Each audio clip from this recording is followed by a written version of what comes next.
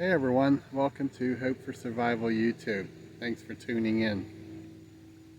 It's been a little bit since my last video dropped, and my apologies. Things have been a bit hectic, and honestly, the world is changing every day, and sometimes we just have to step back and kind of collect ourselves and look at where we are as people and as a nation. The last 48 hours has been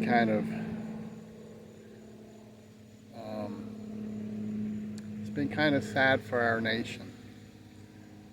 On the September the 10th, we had the assassination of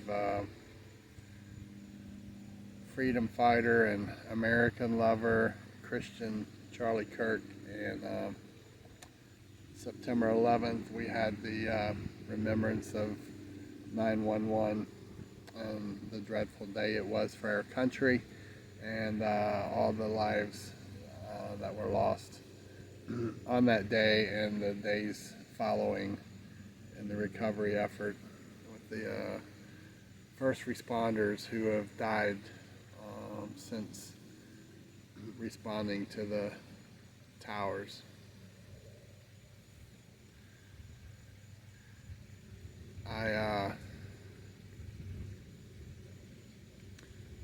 Having witnessed the event on September the 10th with the death of Charlie Kirk has caused a lot of deep thought and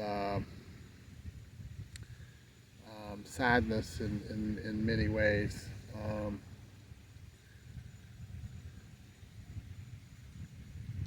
I think back to probably 10 years ago or so, and conversations that I've had numerous times with Festus, and also I've commented in other Hope for Survival platforms and conversations. I've often said that one of the biggest deficiencies and shortfalls of the Patriot movement is most patriots are not willing to step past their mailbox to defend their beliefs and to speak out to the things they believe are wrong in this country. It's easier to whisper them to a friend of like-mindedness, and people often speak these things on digital platforms where they feel safe behind a monitor, or type them out on a keyboard and post them, and it's natural. Many people feel the fear of retribution for their beliefs, and they fear losing family and friends. They fear losing their jobs, and in some jobs losing their security clearance because they're being boisterous in the things that they believe. And I was sharing with a friend earlier today. He was asking me my thoughts on the issues, my opinion on issues that we're facing as conservative Christian patriots in America, and things that should be on a list to address to others who they're trying to make a point of, to get the point across. And I was sharing with him that something I think that some are missing in the death of Charlie Kirk, as horrific as this has been for Charlie and his family, his wife and his children, and those who were close to him, and to the movement of Charlie Kirk and Turning Point America. There's so much hatred that's being voiced by opposition to his points of view, and it's pretty clear that they've never taken the time to actually sit and listen to Charlie Kirk's message. And you can agree or disagree with what he had to say, and many hundreds if not thousands of youth who have sat through one of his prove me wrong deliverances that he does live. There are many who did not totally agree with his message, but they loved him for how he treated people equally, and he could agree to disagree and still love you. And I've heard numerous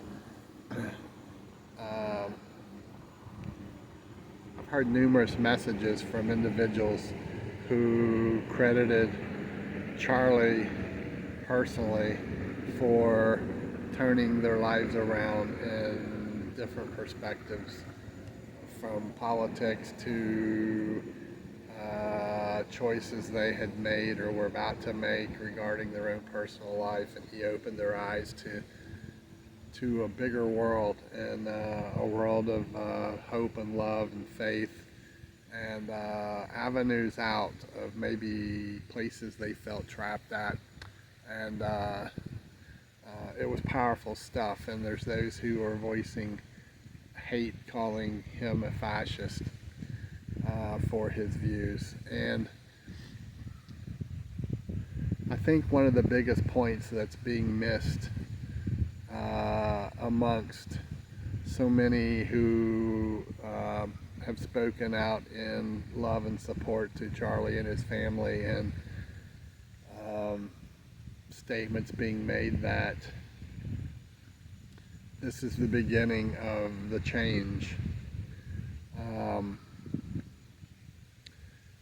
Well, sadly, I have to ask the question, what took so long? In the military, we used to have a term or a phrase when a comrade would go down and most likely lose their life, is that they took a round for the cause. And I hate referencing this in Charlie Kirk's situation, but in so many ways Charlie took a bullet for many of us with the same beliefs, who have been hesitant or afraid to stand up for what you believe in. And Charlie stood up for what he believed in his faith, in his politics, hope, love, a powerful, powerful message that was delivered to both left and right sides.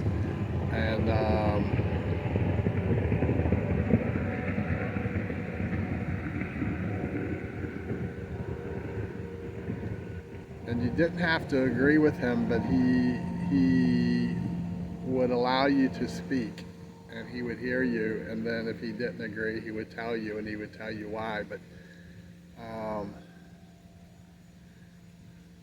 it reminded me of a conversation that I had probably 5 to 8 years ago with a local pastor, and we were speaking about the youth of today, and how as a older person, I had a very, very hard time understanding the colored hair and the crazy dress and the lowrider pants and things of that nature. And he had a powerful response back to me, and he said, all they want is for you to talk to them and hear them. And that has stuck with me over the years. And in so many ways, Charlie Kirk was doing just that. He was sitting and he was listening to the youth of today, and why they felt the way they felt. And and Charlie knew there were threats to him. There was so much opposition, not just from everyday humanity, but there were entities within government and foreign entities, I'm sure as well, who didn't appreciate his stances and positions that he stated openly. And because he had such a huge following, he was planting the seeds on these thoughts with these individuals out there. And it's just horribly sad and terrible that things ended the way that they did. But something that we have to learn from this tragic incident is this was a young man that believed enough in his cause and trusted his faith enough that if something happened and an event turned out the way that this one did on September 10th, that he was in a good place in his faith. As sad as it is that he left behind his wife and children and family and fans and followers and all that, probably the most important thing is that he was grounded in his faith. And I just can't get it out of my mind that here was a young 31-year-old American whose passion was so strong that he was willing to go on the battlefield knowing the risk to him. And he did so with smiles and energy to try to get his message across to one or more people that he went on the battlefield alone. Now there's other individuals out there who are podcasters who speak along the same message, but they occasionally go out onto the battlefield and they know there's threats to them. But I don't think there was anyone at all in the conservative movement who took on this challenge the way that Charlie Kirk took it on. And we all need to step back and ask ourselves individually, what are we made of? How strong are our beliefs in what we stand for every single day? Is it only worth to you that you will voice them in the privacy of your home or whispering them to a friend?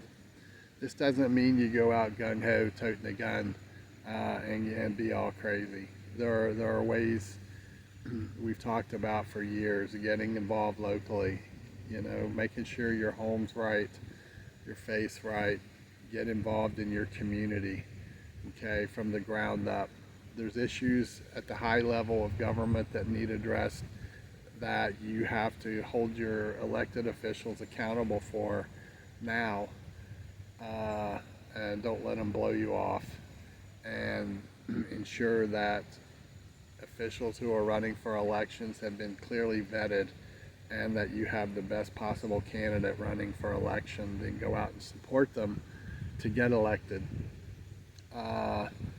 And those are on the big scale of things. But on the smaller scale of things that you can personally get involved in, again, it's yourself, your home, your community, and working from the grassroots level.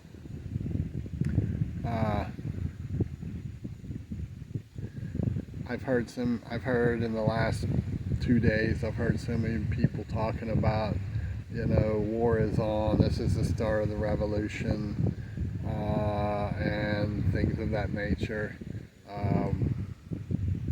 That's not what Charlie Kirk stood for. Okay, that's not how he delivered his strong views of conservatism, faith, family, marriage, love, and so forth. To each his own, but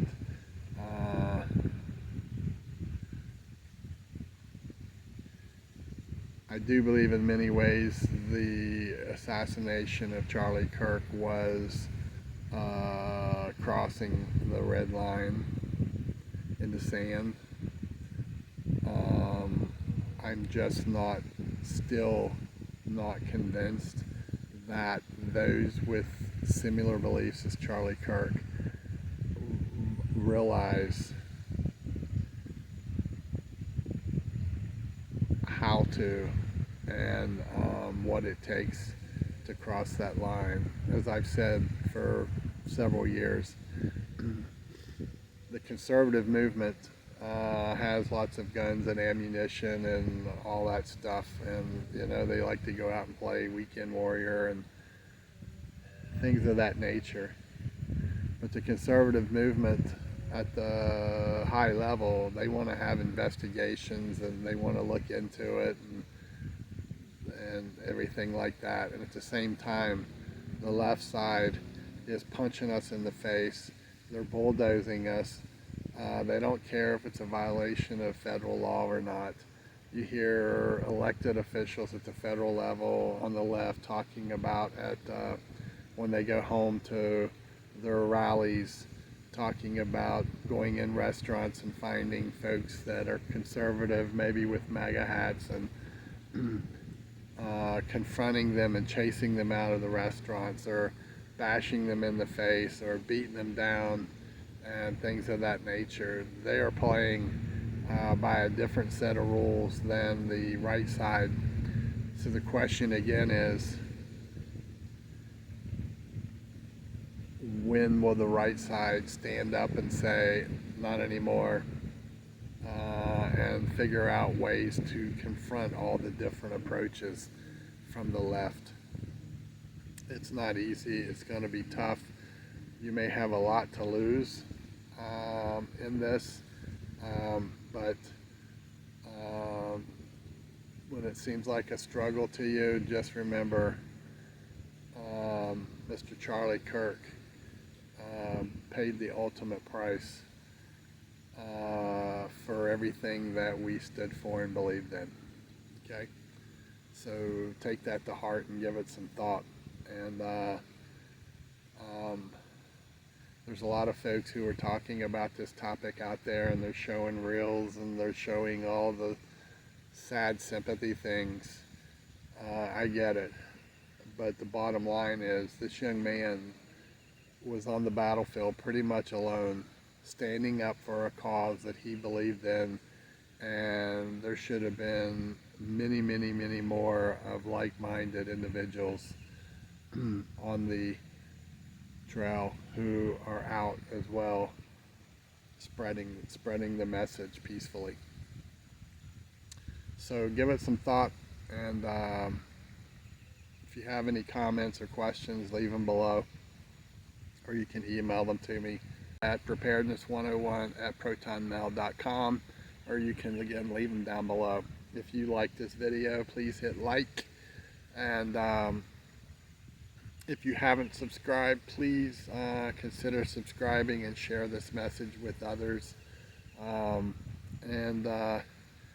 give it some thought, and don't forget to say a prayer for Charlie and his family over the coming days, and pray for our country, pray for our leadership, and pray for those who don't agree with what we believe,